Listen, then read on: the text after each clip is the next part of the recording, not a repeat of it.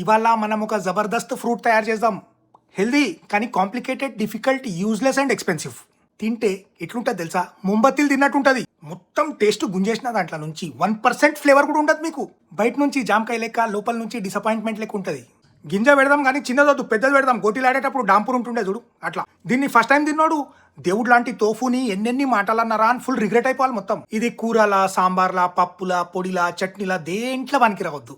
అట్లా తయారు చేసినది నేను. మరి అన్నిట్లా జీరో అయితే బాగుండదురా. అందుకే ఏం చేద్దాం, కొంచెం గువాకమోలి అనేది ఒకటి మంచిది చేద్దాము.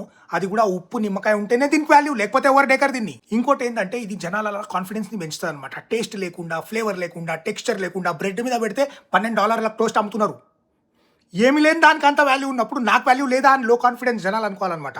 ఇక దాని షెల్ఫ్ లైఫ్ మొత్తం totally unpredictable, like Hyderabad weather.